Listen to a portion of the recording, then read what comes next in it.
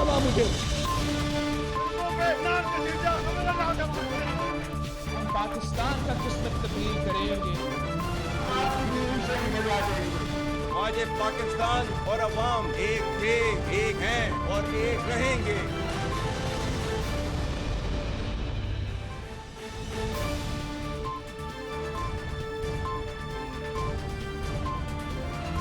जी अस्सलाम वालेकुम। प्रोग्राम में चंद अहम मुद्दात के हवाले से बात करेंगे। सबसे पहले आज का सबसे अहम मुद्दा, सबसे अहम नुक्ता, 16 दिसंबर पाकिस्तान की तारीख के लिए एक इंतहाई स्याह तरीन दिन है, इंतहाई ब्लैक डे है, क्योंकि इस दिन पाकिस्तान दो सानेहात का जो गम है वो मनाता है। एक तो वो सानेहा जिसको आज 53 साल हो गए हैं सकूत ढाका का, और दूसरा वो सानेहा जिसको आज 10 साल मुकम्मल हो गए हैं APS का सानेहा। इन दोनों सानेहात की जब भी बरसी आती है हर साल, तो बुनियादी सवाल यही होता है कि इन दोनों सानेहात से पाकिस्तान ने क्या कुछ सीखा है और पाकिस्तान ने क्या कुछ बदला है, क्या कुछ बदलाव आया है अपने अंदर।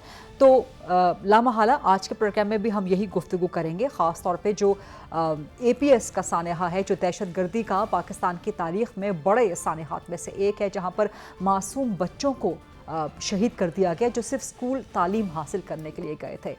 सो आज पाकिस्तान में जो सिक्योरिटी की सिचुएशन एक बार फिर चैलेंजिंग है, प्रिकेरियस है, फ्रेजाइल है, उसको लेके कुछ मज़ीद सवालात उठाएंगे।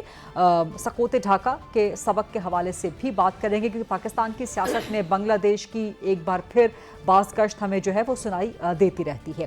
फिर प्रोग्राम में आगे चल के कुछ पॉलिटिकल मामलात के हवाले से भी बात करेंगे, और सियासी मामला वही है कि हुकूमत और पाकिस्तान तहरीक इंसाफ के दरमियान मुज़ाकरात का आगाज़ अभी तक क्यों नहीं हो सका और कब तक हो जाएगा। PTI ने मुज़ाकराती कमेटी बना दी, वेल एंड गुड, वेलकमिंग, लेकिन हुकूमत की तरफ से पाकिस्तान तहरीक इंसाफ की नीयत पे मुसलसल शक किया जा रहा है, और कहा जा रहा है कि पाकिस्तान तहरीक इंसाफ का ट्रैक रिकॉर्ड ऐसा है कि वो यू टर्न ले लेते हैं। फिर TORs अभी तक तय नहीं हुए दोनों जानिब से। PTI ने अपने दे दिए हैं निकात, लेकिन हुकूमत की तरफ से वज़ीर आज़म ने कहा कि अगर आप सिविल नाफरमानी की धमकियां भी देंगे और साथ में मुज़ाकरात की अपीलें भी करेंगे तो इस तरह मामलात आगे नहीं चल सकते।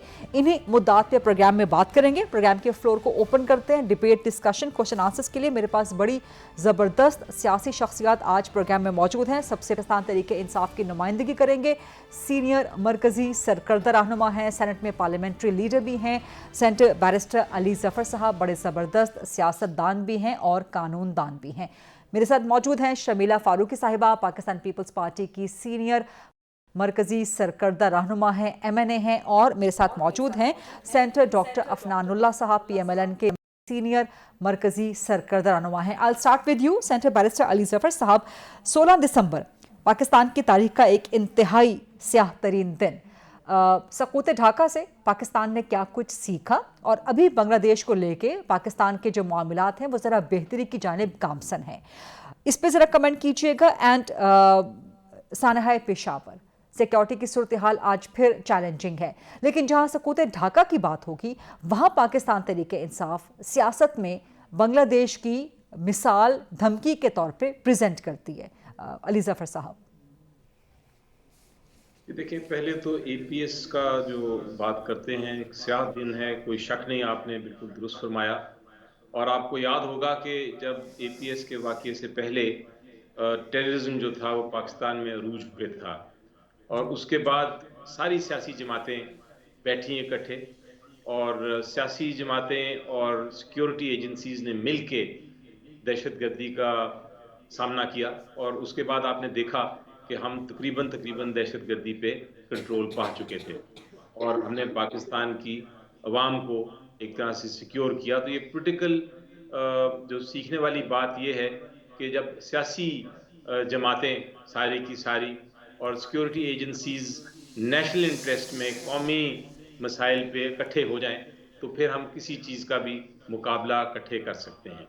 ये मेरी नज़र में एक बहुत बड़ा लेसन है, बहुत बड़ा सबक है जो हमने सीखना चाहिए हमें, और ये मुस्तकबिल को उसके मुताबिक चलना चाहिए। टेररिज्म का फिर आपने दुरुस्त फरमाया कि एक तरह से ये जो अजदहा है वो बाहर अपना सर निकालने की कोशिश कर रहा है, हमने उसको उसी वक्त काटना है, और काटने के लिए, उसका सर काटने के लिए हमें फिर अस्करी क़यादत और जो पॉलिटिकल क़यादतें हैं उनको इकट्ठे टेररिज्म का मुकाबला करना है, क्योंकि ये कोई सियासी इशू नहीं है, सिर्फ ये नेशनल इंटरेस्ट का हर एक के लिए, कम से कम मेरे लिए तो पाकिस्तान सबसे अव्वल है, पाकिस्तान सबसे पहले आता है, उसके अलावा बाकी सियासी बातें उसके बाद होती हैं। ये बड़ी जबरदस्त बात आपने की है।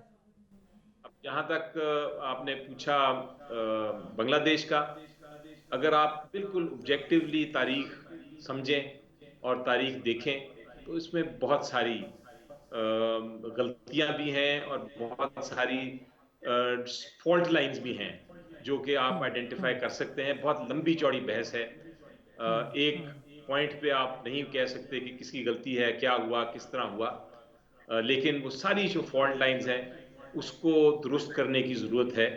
और खुदा न खास्ता मैं तो हमेशा ये कहूँगा कि पाकिस्तान की सालमियत को किसी किस्म का अंदेशा नहीं है। हाँ, कोशिश हो रही है, हमारे जो दुश्मन ममालिक हैं वो बहुत सारी हमेशा कोशिश करेंगे कि हमें नुकसान पहुँचाएं, और वो अब आजकल एक मुख्तलिफ किस्म के वॉरफेयर्स हैं, कानूनी वॉरफेयर भी है, इसी तरह एक माशी इकोनॉमिक वॉरफेयर भी है, इंटरनेशनल ट्रीटीज के जरिए भी किया जाता है, और फिर एक्चुअल एस्पेनाइज के जरिए, यानी आप स्पाइज और जासूस छोड़ के तो आप दहशतगर्दी क्रिएट करके एक कौम को नुकसान पहुंचाने की कोशिश करते हैं। फेक न्यूज़ एक बहुत बड़ा इशू है। ये सारे मसले हैं जो कि हमें मिल के टैकल करने हैं। लेकिन अगर कोई ये कहता है कि कोई भी पॉलिटिकल पार्टी चाहती है कि कोई पाकिस्तान को नुकसान पहुंचे, तो ये ऐसी बात नहीं है। सारी पॉलिटिकल पार्टीज पाकिस्तान के लिए काम कर रही हैं, लेकिन मसला ये होता है कि जब अपनी जाती एक अपना चलाने के लिए, एक अपनी गवर्नमेंट को बचाने के लिए अगर आप जुल्म करते हैं या तशद्दुद करते हैं कौम पे, वो बात गलत है। उसकी वजह से फिर तासुर पैदा होते हैं और फिर डिसेंशंस होती हैं और फिर इस तरह की बातें फरोग दी जाती है। लेकिन ये चूंकि सेंटर साहब, चूंकि now you are drifting towards the political aspect, towards the political side of this, तो इस पे आगे चल के जरूर बात करते हैं। लेकिन एक चीज which I shall appreciate and I should appreciate कि आपने बार बार अपने जवाब में जो मुज़ाकरात, मिल के बैठ के मसाइल हल करने, साने हाथ से बचने पर जो जोर दिया है, इस पे जरा ये बड़ा जबरदस्त है। इस पे आगे चल के बात करते हैं। शमीला फारूकी साहिबा, 16 दिसंबर 2 साने हाथ का दिन, क्या कहेंगी आप? पाकिस्तान ने कुछ सीखा है यकीनन इससे? बहुत शुक्रिया गरीदा।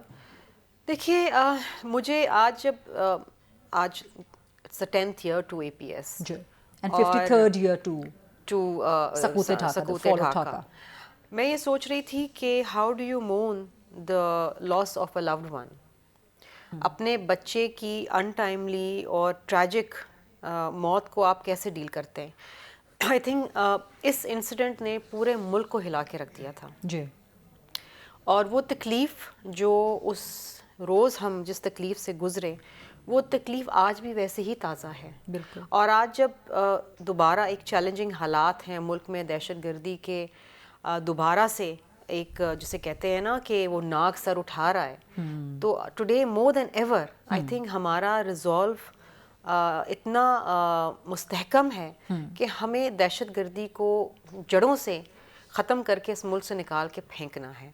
हमारे बच्चे, हमारे जवान, हमारे फ़ौजी जवान जो शहादतें हुई हैं उनको रायगा नहीं जाने देंगे। और सकूत ढाका की आपने बात की, इट्स अ ह्यूज सब्जेक्ट। किसकी गलती थी, क्या कुछ हो सकता था, क्या कुछ नहीं हुआ, how could this have been avoided. Again चूँकि आज मुज़ाकरात की बात हो रही है, सिविल नाफरमानी की बात हो रही है, गिलगित बाल्तिस्तान और एजे के अंदर इश्यूज हैं, दे आर डिसग्रंटल्ड। आज के हालात नाराज हो गई है विफाक से। देखिए, हमारे तो वो मामलात हैं कि हम ये कहते हैं कि जो तहरीरी मुआहदा आपने उससे हमसे किया था हुकूमत साजी से पहले, उसके ऊपर आप अमल करें ना। हमने तो अपने हिस्से का कर दिया, आज ये हुकूमत हमारे वोटों पे तो खड़ी है ना, तो फिर जो मामला धमकी भी है और हुकूमत को एक तरह से नहीं, धमकी नहीं है, हम धमकी में तो बिलीव ही नहीं करते, बावर करवाने की एक हम कहते हैं कि let's be fair to each other. ये कोई ज़बानी कलामी बातचीत तो नहीं थी ना, ब्लैक एंड वाइट में एक मामला था, तो भाई अपने हिस्से की कमिटमेंट तो पूरी करें ना। एक और मुलाकात होगी बिलावल भुट्टो की वज़ीर आज़म से? देखिए, बिल्कुल होगी, मुलाकातें होनी चाहिए। देखिए, हम आपस में कोई अलग तो नहीं है ना, एक ही मुल्क में रहने वाले हैं, हमारा एजेंडा एक ही है, इस मुल्क को दहशतगर्दी से पाक करना है, इस मुल्क में इकोनॉमिक रिवाइवल लेकर आना है, कोई अलग एजेंडा तो है नहीं। अगर किसी का अलग एजेंडा है तो फिर वो टेबल टॉक पे नहीं आएगा। इंटरेस्टिंग। अगर उसका कोई अपना पर्सनल एजेंडा है किसी और की तरफ इशारा है? हाँ बिल्कुल है। किसकी तरफ है? पीटीआई की तरफ। अच्छा, before venture to the political side again, आपसे भी रिक्वेस्ट है, सेंटर ऑफ नान साहब का मैं कमेंट ले लूँ, उसके बाद पॉलिटिकल बातें और मुज़ाकरात और ये सब चीज़ें जो आपने पीटीआई को एक तानाज़नी बल्कि एक आपने तीर आजमाई की है, ये कहना है ना, चाहिए। तीर के बाद ये हकीकत है ना। एक दिन कहते हैं कि मुज़ाकरात करने हैं, सुबह उठते तो कहते हैं नहीं करने हैं, कभी कहते हैं बैरिस्टर गौहर कहते हैं करने हैं, बनी गाला के बानी से जाके बात करते हैं तो वो कहते हैं नहीं इस पे करते हैं। सेंटर ऑफ नानोला साहब, मैं आपकी तरफ आऊंगी, आपको कमेंट चाहिए। 16 दिसंबर 2 सानहात का दिन, सकूत ढाका और ख़ासतौर पर पाकिस्तान तहरीक इंसाफ हवाला दे रही है, आजकल की सियासत में बहुत इसकी बासकश्त है, सो इस पर ज़रा कमेंट कीजिएगा। और दूसरा सानहा APS इस सानहे का।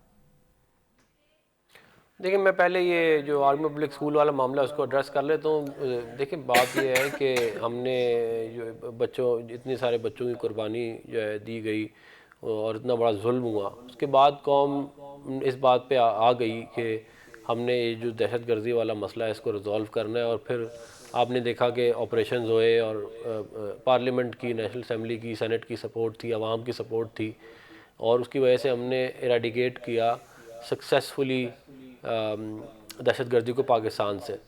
और उसके समरात फिर अवाम ने भी देखे कि दहशतगर्दी तकरीबन ना होने के बराबर थी। लेकिन बदकिस्मती से PTI ने अपने दौर के एंड में जाते जाते जो है इमरान खान ने जनरल बाजवा और जनरल फैज़ के साथ मिल के इनको वापस ला के आबाद किया। और इस हद तक ये लोग इसके ऊपर डिटरमेंट थे कि इन्होंने इस पर बहस नहीं होने दी ना पार्लियामेंट में। और जिन लोगों ने किसी ने खड़े होकर ये बोला भी कि ये आप गलत कर रहे हैं, उनको शटअप कॉल दे दी गई और उनसे बदतमीज़ी की गई।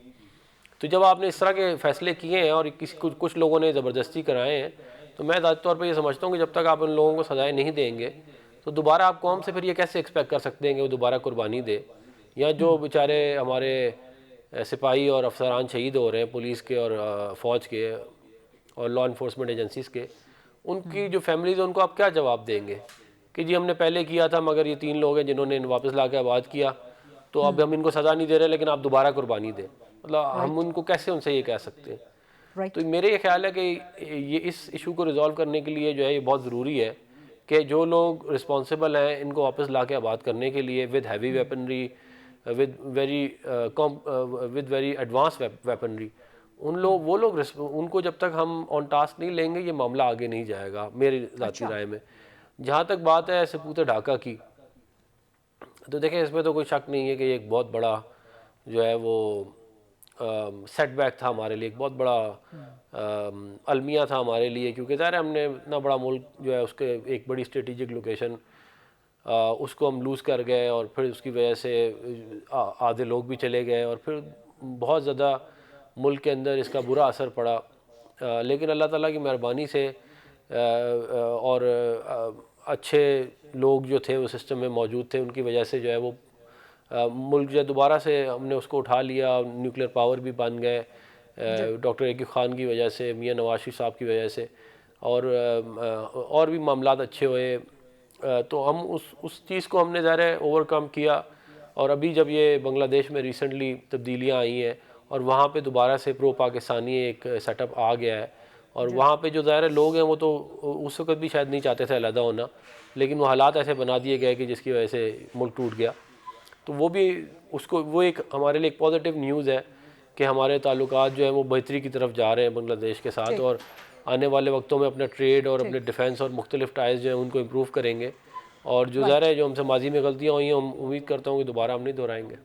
राइट, अब थोड़ा सा आगे बढ़ते हैं, प्रोग्राम को ज़रा डिबेट को आगे बढ़ाते हैं, कुछ पॉलिटिकल मामलात की तरफ आते हैं। तो सेंटर ऑफ नानुल्लाह साहब, मैं आपसे ही बात करती हूँ क्योंकि इस वक्त बॉल आपके कोर्ट में है मुज़ाकरात की हुकूमत और PTI के दरमियान।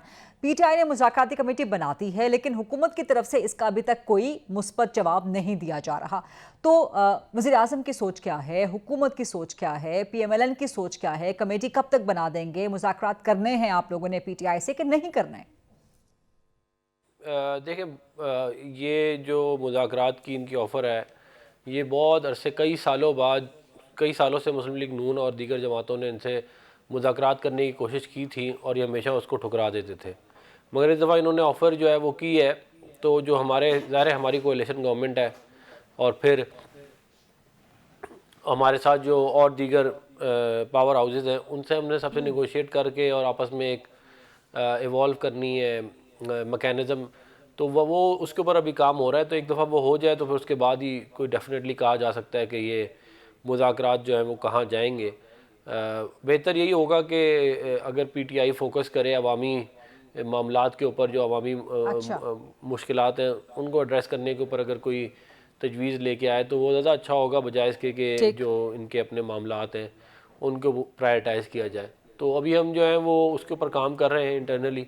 तो आने वाले कुछ दिनों में या एक आध हफ्ते में आपको शायद कुछ वाज़ेह मामला सामने आता नज़र आएगा।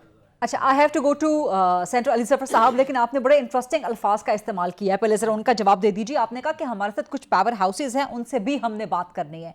कौन से पावर हाउसेज की बात कर रहे हैं आप, पॉलिटिकल पावर हाउसेज या non political power houses?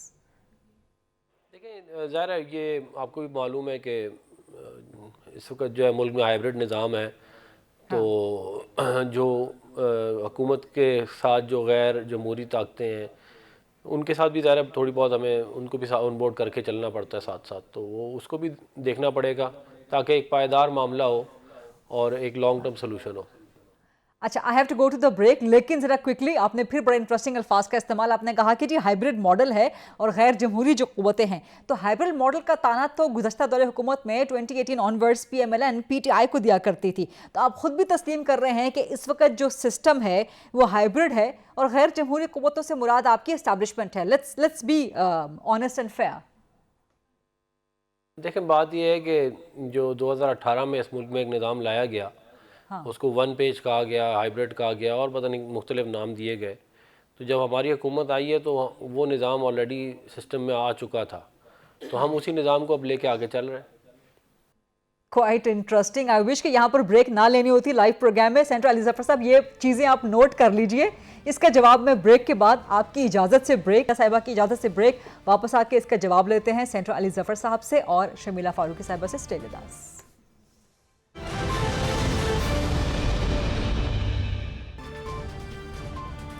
Welcome back after the break. Senator barrister Ali Zafar साहब, कुछ कमेंट करना चाहेंगे आप सेंटर डॉक्टर अफनानुल्लाह साहब की बातों पर? उन्होंने तस्लीम कर लिया है कि हाइब्रिड मॉडल है और वो कह रहे हैं कि पीटीआई से मुज़ाकरात करेंगे, लेकिन बहुत से पावर हाउसेज हैं, पॉलिटिकल भी एंड नॉन पॉलिटिकल भी, जिनसे पहले हमें बात करनी है या पूछना है, जो भी है, उसके बाद फिर आपके साथ बात करेंगे।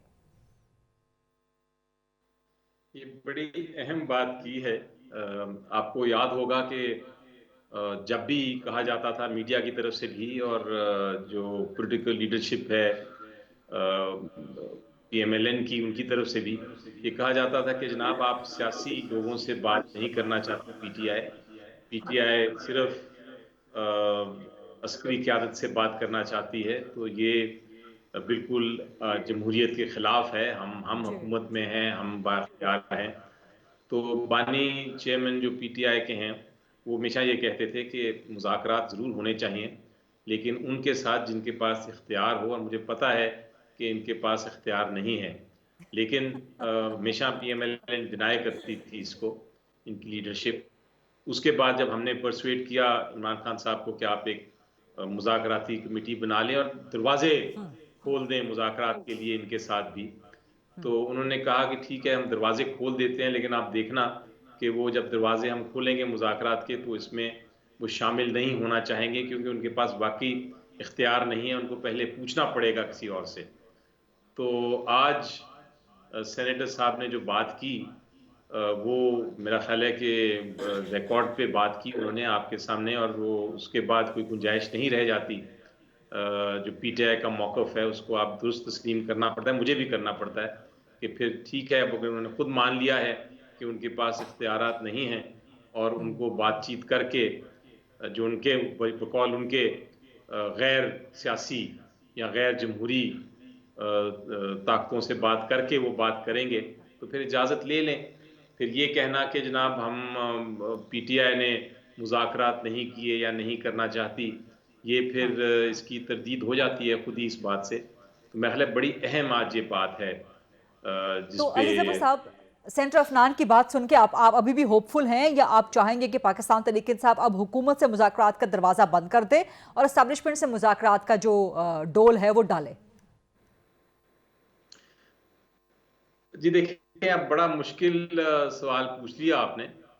लेकिन मेरी नज़र में अभी भी सियासी जमातों ने ही हल करना है इवेंचुअली सारे मसाइल को। तो ठीक जो मुज़ाकरात का हमने दरवाज़ा खोला है वो तो खुला रहेगा। ठीक लेकिन अब जो उम्मीद है वो और कम होती जाती है, क्योंकि अगर इनके पास इख्तियार नहीं है तो बातचीत किस किस पॉइंट पे करेंगे या किस एजेंडे पे राइट करेंगे, ये फिर हमें दोबारा इस पे सोचना पड़ेगा, गौर व ठीक फिक्र करना पड़ेगा। लेकिन मेरी नज़र में फिर भी मुज़ाकरात का बेनिफिट ऑफ डाउट देते हुए मुज़ाकरात का दरवाज़ा बंद नहीं करना चाहिए। ठीक है। शमीला फारूकी साहब, आपने पहले भी जिक्र किया ट्रस्ट डेफिसिट का पाकिस्तान तरीके इंसाफ की तरफ से कि अगर वो किसी और या ज़ाती एजेंडे पे या जिस भी एजेंडे पे बात करना चाहते हैं, लेकिन बातचीत हो सकती है और पीपल्स पार्टी शामिल होना चाहेगी उस मुज़ाकराती कमेटी में जो हुकूमत या देखिए जी, प्राइमरीली तो ये हुकूमत का काम है ना to engage with the opposition. Peoples Party का काम तो नहीं है। हाँ, अगर ऐसा वक्त आता है और ऐसा मसला पड़ता है तो डेफिनेटली हम सोचेंगे उस वक्त कि हमने क्या करना है, इनको सपोर्ट करना है, नहीं करना है, किस तरीके से करना है। अभी तो हमारे भी मामला चल रहे हैं ना इनके साथ पहले वो तो हल हो जाएं। लेकिन अगेन ट्रस्ट डेफिसिट देखिए इसलिए बिकॉज एक दिन ये कहते हैं बात करेंगे, अगले दिन कहते हैं नहीं करेंगे। ये कई बार हो चुका है, एक दफ़ा नहीं हुआ। लेकिन अब तो सेंटर ऑफ मान ने कह दिया कि हमें पावर हाउसेस से बात करनी है, पॉलिटिकल हो चाहे नॉन पॉलिटिकल हो। इस पे क्या देखिए जी, कमेंट आई करेंगे डोंट आप? नो इनका क्या मतलब है पावर हाउसेस से बात करना उन्होंने है क्या वाज़े नहीं कह करना। दिया, तो establishment अगर वो हुकूमत खुद कंसीड कर रही है कि दैट दे आर पावरलेस, तो फिर पीटीआई सही कहती है ना कि हम इनसे बात करके क्या करें। अगर हुकूमत खुद कह रही है तो मैं क्या कह सकती हूँ। हम तो ये समझते हैं कि अगर बातचीत होनी होती है तो वो सियासी जमातों के दरमियान होती है। आइन के अंदर तो कहीं दर्ज नहीं है कि आप सियासी मामला जो है वो फौज के साथ तय करें। लेकिन सेंटर ऑफ नान कह रहे हैं कि हमारा हाइब्रिड मॉडल है 2018 में जिसकी बुनियाद रख दी गई, आज भी वही चल रहा है। तो पीपल्स पार्टी ने भी हाइब्रिड मॉडल का साथ दिया हुआ है। देखिए, हम तो खैर हाइब्रिड मॉडल नहीं समझते। हम तो समझते हैं कि इलेक्शंस हुए, इलेक्शंस के नतीजे में हुकूमत आई, किसी को 100% मैंडेट नहीं मिला, कोalition गवर्नमेंट बनी। और आपको याद होगा ये सदर जरदारी साहब पहले भी कहते थे कि जो सिनेरियो बन रहा था और जो हालात नज़र आ रहे थे वो ये नज़र आ रहा था किसी एक जमात को 100% मेजॉरिटी नहीं मिलेगी और कोलिशन बनना पड़ेगा। देखिए, इन एनी केस पाकिस्तान के इस वक्त जो मौजूदा हालात है, चाहे वो इकोनॉमिक हो, वो खारजी हालात हो या अंदरून हालात हो, वो कोई एक जमात की बस की बात तो नहीं, सबको बैठना पड़ेगा। You have to be on one page. Security के मामला, दहशतगर्दी के मामला, अभी देखिए as we speak polio teams के ऊपर फिर हमला हो गया है, एक पुलिस एहलकार शहीद हुआ है। तो देखिए ना, अब आपके मुल्क में the cases are 63 as we speak today. तो आप अपने मुल्क में एक लूली लंगड़ी कौम के ऊपर क्या झगड़ा कर रहे हैं? आप पहले अपने कौम को तो बचा लें आप। That's right. यू नो, आप मतलब एटलीस्ट फोकस कि आपकी प्रायोरिटीज क्या हैं। इश्यूज आप को अपने एड्रेस कर रहे बच्चों हैं को कि नहीं कर रहे। पोलियो का बचाव नहीं करवा सक रहे, आप क्या इस कौम को दे रहे हैं? बिल्कुल ठीक, that has to be everyone's priority, not just the government. बिल्कुल ठीक। और इसमें देखिए मैं बैरिस्टर साहब तो खैर बहुत ही अच्छे इंसान है और बहुत ही जैसे कहते हैं ना, मुझे नहीं, कभी कभी मुझे लगता है कि ये गलती से पीटीआई में चले गए, लेकिन पीपल्स पार्टी में होना चाहिए। बिल्कुल पीपल्स पार्टी में होना चाहिए। लीजिए, आपकी तरफ ऑफर आ गई है। अच्छे लोगों को, सारे अच्छे लोग वैसे पीपल्स पार्टी में ही हैं और जो रह गए वो आना चाहते हैं। लेकिन बैरिस्टर साहब बहुत काबिल एहतराम है। देखिए, वो खुद भी समझते हैं, I am sure there is confusion in his own party also. ये पार्टी चला कौन रहा है? बुशरा बीबी चला रही हैं, हलीमा बीबी चला रही हैं, बैरिस्टर गौहर चला रहे हैं, इमरान खान चला रहे हैं, कौन चला रहा है? या गंडापुर अभी चला रहे हैं, 26 नवंबर या पार्टी का सोशल मीडिया चला रहा है। 26 नवंबर को जो इनके खुद कंफ्यूजन का शिकार होकर ये भागे हैं, ठीक, मतलब, और उसके बाद तो मैं देख रही हूँ ना कि मुझसे के लिए लोग आके कह रहे जी हमें खुद इंटरनल इंक्वायरी करनी पड़ेगी कि हुआ क्या। तो अब इतनी बड़ी कॉल दी थी इन्होंने कि हम तो जी जाएंगे ही नहीं वापस, बिल्कुल, और उसी दिन भाग गए रात को। बिल्कुल, ये कंफ्यूजन हुकूमत के साइड पर भी है, हुकूमत के इत्तेहादियों में भी है और अपोजिशन पीटीआई उसके अंदर भी है। तो सेंटर ऑफ नान साहब जरा क्विकली मुझे कमेंट कर दीजिएगा कि अगर मुज़ाकराती कमेटी हुकूमत बनाती है पीटीआई से बात करने के लिए, उसमें पीपल्स पार्टी और दीगर इत्तेहादियों को शामिल किया जाएगा? देखिए, अभी पहले तो ये इस पे कॉन्सेंसस इवॉल्व करना ज़रूरी है कि मुज़ाकरात करने हैं या नहीं करने, और फिर अगर करने हैं तो किन बातों के ऊपर जो है वो उनसे, किन मामलात पे उनसे बात होगी। तो उसके ऊपर अभी मामला चल रहे हैं, वो आने वाले दिनों में आपको कुछ समझ में जो है वाज़ेह तौर पे आना शुरू हो जाएगा। अगर इसके ऊपर कोई एक कॉन्सेंसस इवॉल्व हुआ तो फिर ज़ाहिर है उसको फिर हम आगे लेके चलेंगे मज़ीद।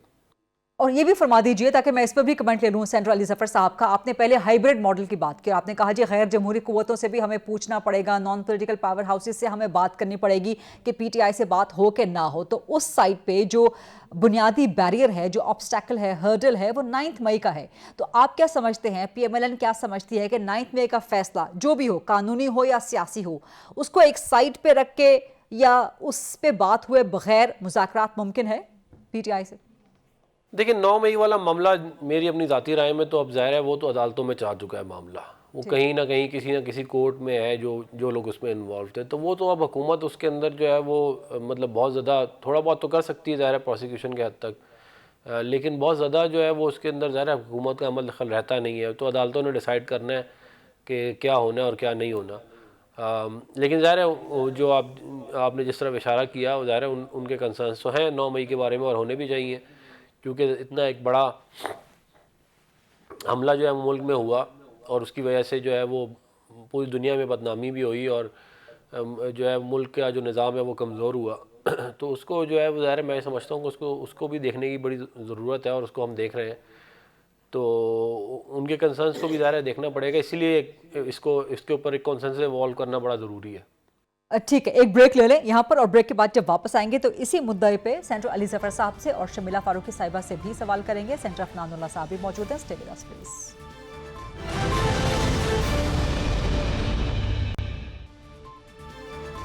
Welcome back after the break. Senator Ali Zafar साहब, आप क्या कहेंगे? एक तो ट्रस्ट डेफिसिट जिसका सेंटर अफनानुल्लाह साहब ने भी जिक्र किया है, शमीला फारूकी साहिबा ने भी जिक्र किया है, फिर 9 मई एक बुनियादी बैरियर है, एक मेन ऑब्स्टेकल है मुज़ाकरात के सिलसिले को आगे बढ़ाने के लिए।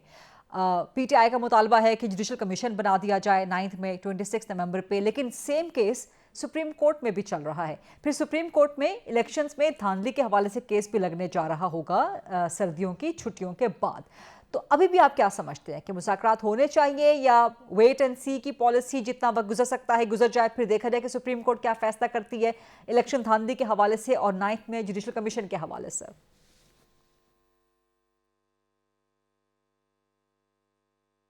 अली जफर साहब, आपका शायद म्यूट है स्काइप, अगर अनम्यूट कर लें तो आवाज आ जाएगी जी। तो ताल्लुक है 9 मई का, और जहाँ तक ताल्लुक है इलेक्शन की पिटिशंस का, ये तो सारे मामलात अदालत में हैं और अदालत में ही हम सॉल्व करेंगे। हम अदालती केसों से ना डरते हैं, ना हम उसका मुकाबला कर रहे हैं। लीगल बैटल है वो हमारी चल रही है और चलती रहेगी। लेकिन हमारा मुतालबा जो है वो 24 नवंबर के बारे में है, क्योंकि वहाँ लोग शहीद हुए, जख्मी हुए, और उसके जहाँ तक ताल्लुक है हमारा मौक़िफ़ ये है, और मेरा ख्याल है बड़ा रीज़नेबल मौक़िफ़ है, कि अगर आप समझते हैं कि कुछ नहीं हुआ और अगर आप समझते हैं कि हमारी तरफ से ज़्यादती हुई या हम कोई ऐसे लोग ले आए जिन्होंने गड़बड़ की जिसकी वजह से ये सारा कुछ हुआ, जो भी सच्चाई है, अगर आपका मौक़िफ़ अपना है, हमारा मौक़िफ़ अपना है, तो हमारी रीज़नेबल डिमांड ये है कि आप एक जुडिशल कमीशन, आज़ाद जुडिशल कमीशन बना लें और वो जो फैसला करेंगे वो का दूध पानी का पानी आ जाएगा सामने, समझ आ जाएगी सबको। तो ये एक मुतालबा बड़ा जेन्युइन है, और उसके साथ दूसरा मुतालबा भी इक्वली जेन्युइन है और रीज़नेबल है, और वो ये है कि अगर आपने कोई वर्कर्स हमारे जो हैं उनको रखा हुआ है जेलों में और बेतहक्का लोगों को रखा है और उनके खिलाफ केस भी नहीं, कोई शहादत भी नहीं, सिर्फ इसलिए उनको पकड़ा है कि वो उन्होंने एहतजाज में हिस्सा लिया, तो उनको आप छोड़ दें और उनको केस लड़ने दें अपने, बट जेल में रखने से आपको क्या फ़ायदा होगा। तो ये दो मुतालबात हैं, उन मुतालबात को मेरा ख्याल है मानना बड़ा, अगर एक रीज़नेबल बात करें और अगर एक हुकूमत वाकई चाहती हो तो वो मुज़ाकरात कर सकती है। एक चीज़ बड़ी क्लियर है कि मुज़ाकरात का हमारा ऑफ़र नहीं है, हमने दरवाजे खोले हैं। अगर हुकूमत वो दरवाज़ों को नहीं अंदर आ के मुज़ाकरात करना चाहती हमारे पास डायलॉग के कमरे में, तो फिर वो उनकी मर्ज़ी है, हमने कोई उनको बैग नहीं किया, उनसे कोई दरखास्त नहीं। क्या होगा? क्या फिर सिविल नाफरमानी होगी या वो नहीं होगी? नहीं, बिल्कुल होगी जी। अभी ये तो इमरान खान साहब ने बड़ा क्लियर इस पे बात की थी और कहा था कि ये मेरा मौक़िफ़ है और मैंने ये अनाउंस कर दिया है, और उन्होंने अनाउंस कर दिया है और अब मेरा ख्याल है शायद मज़ीद वक्त भी दिया है। अभी भी वक्त है कि वो मान लिया जाए, वरना बहुत और सिविल डिसोबीडियंस के साथ बहुत डिफरेंट शाखें होती हैं प्रेशराइज करने की हुकूमत को, ऑपोजिशन को के पास, तो वो हम सारी इस्तेमाल करेंगे। ठीक है, इस वक्त इन्होंने एहतजाज का हक जो है वो रोक दिया है और ताकत है उनके पास, वो ताकत के इस्तेमाल से रोका है। ये कहना कि हम फेल हो गए हैं या हम कामयाब नहीं हुए, ये दुरुस्त नहीं। इस एक इशू इंटरनेशनल भी और नेशनल लेवल पे भी रेज कर लिया। एहतजाज का मकसद यही होता है कि आप एक आवाज़ उठा लें और आवाज़ गूंजती रहे। आवाज़ इस वक्त पार्लियामेंट में भी गूंज रही है, आवाज़ लोगों के पास सोशल मीडिया पे भी गूंज रही है इस इशू की। तो ये कहीं ना कहीं तो सॉल्व करना पड़ेगा और हल ढूंढना हुकूमत का ही काम होता है। ठीक है, इसमें जरा कमेंट लेते हैं। सेंटर अफनान साहब, आपने सुन ली बात सेंटर अली जफर साहब की। तो जो मुतालबात हैं कमीशन के, जुडिशल कमीशन के 9 मई 26 नवंबर पे, और वर्कर्स को रिहा किया जाए, इमरान खान को रिहा किया जाए, क्या हुकूमत के लिए ये स्टार्टर्स होंगे, नॉन स्टार्टर्स होंगे मुज़ाकरात के लिए? देखिए, बात ये है कि ज़ाहिर है ये तो जो इन्होंने कहा है कि जुडिशल कमीशन बना दें, ये बात मैं ज़ाती राय में तो यही समझता हूँ कि इसकी इतनी सेंस बनती नहीं है। उसकी वजह ये है कि मामला जुडिशरी के आगे ही लगा हुआ है ना। जिन लोगों के केसेस लगे हैं वो जजेस के आगे लगे हुए हैं। अगर किसी के मिलिट्री कोर्ट में है तो वो भी ज़ाहिर अपील में जजेस नॉर्मल जो अदालतें उनके पास आ ही जाएगा मामला। तो उसके ऊपर मज़ीद एक और जुडिशल कमीशन बनाना मेरी समझ में, मेरी दानिश में तो ये बात नहीं आती। नॉर्मली जुडिशल कमीशन जिन चीज़ों पर बनाए जाते हैं वो फिर एवेंचुअली सर्द खानों में चले जाती हैं और फिर उन पर कुछ हो नहीं पाता। तो ये जो है इसके ऊपर इसको देखा जा सकता है, लेकिन मैं नहीं समझता इसके ये एक अच्छी रिमांड है। ये ज़रूर हो सकता है कि अगर कोई ये पीटीआई अपनी गलतियां अगर तस्लीम कर ले और एक माहौल बेहतर किया जाए मुल्क के अंदर सियासी, जिसकी वजह से मुल्क के अंदर जो है वो स्टेबिलिटी आए, तो उसके ऊपर ज़ाहिर है फिर एक अच्छा जो है वो एक गुडविल जेस्चर भी होगा, एक कॉन्फिडेंस बिल्डिंग मेजर भी होगा। उसके बाद एक अच्छा स्टार्ट हो सकता है जिसके अंदर हो सकता है मज़ीद और बातों के ऊपर भी ब्रेक थ्रू मिल सके। लेकिन फ़ौरन अगर ये डिमांड कर रहे हैं कि जी इनको 9 मई और 26 नवंबर पे रिलीफ मिल जाए, मैं नहीं समझता कि इस पर किसी किस्म का रिलीफ इनको शॉर्ट टर्म में मिलता है, वो मुझे नज़र आ रहा है। शमीला साहबा, इस डिबेट पे your last comment please. I think देखिए, मुज़ाकरात के अलावा कोई और हल नहीं है। बड़ी बड़ी जंगों का हल जो है फिर वो डायलॉग के ज़रिए आखिर में मुज़ाकरात पे हुआ है। ठीक, राइट। किसी को भी उससे फ़ायदा नहीं होगा, नुकसान होगा। देखिए, हुकूमत के पास, रियासत के पास बड़ी पावर होती है, they can exert a lot of power, लेकिन अगेन लेकिन ऑपोजिशन भी कह रही है, सेंट्रल जफर साहब भी कह रहे हैं हमारे पास भी बहुत से ऑप्शंस मौजूद हैं। If you have street power, या अगर आप एक्चुअली सिविल डिसोबीडियंस की तरफ चले गए तो अब फिर अगेन हुकूमत के लिए मसला हो सकता है। इसी तरीके से अगर रियासत उस चीज़ पे आ जाए कि 245 के अंदर फिर फ़ौज बुला ले और फिर फ़ौज आके आपको डील करें, फिर क्या होगा? नुकसान जो दोनों जानिब होगा ना। And then for the stability of Pakistan, आपके पास अगेन वो इकोनॉमिक रिवाइवल की जो आप कोशिशों में लगे हुए हैं, वो फिर बैक बर्नर पे चला जाएगा। बहुत सारे अहम इश्यूज जो पाकिस्तान को इस वक्त डील कर रहे हैं, I think they don't realise the fact कि अब जो नई ट्रम्प एडमिनिस्ट्रेशन आई, नहीं, बोथ ऑफ देम, देखिए गवर्नमेंट को तो शायद है लेकिन ऑपोजिशन शायद दे डोंट केयर। अभी जो ट्रम्प एडमिनिस्ट्रेशन आएगी ना, it is going to be a huge challenge for Pakistan, because Trump का जो एक रुझान है और जो उनकी अलाइनमेंट है इंडिया के साथ, it is not going to be easy path for Pakistan. और ये सिर्फ गवर्नमेंट की बात नहीं है, यहाँ पाकिस्तान की बात आती है। I have to wind up the program, sorry to interject there, लेकिन I wish कि टाइम थोड़ा सा होता तो आपका मजीद जवाब ले लिया जाता। बहुत शुक्रिया शमीला फारूकी साहिबा, सेंटर बैरिस्टर अली जफर साहब आपका भी बहुत, सेंटर डॉक्टर अफनानुल्लाह साहब आपका भी शुक्रिया। ये था आज का programme. I'll see you tomorrow 8 o'clock on GTV। अल्लाह हाफ़िज़।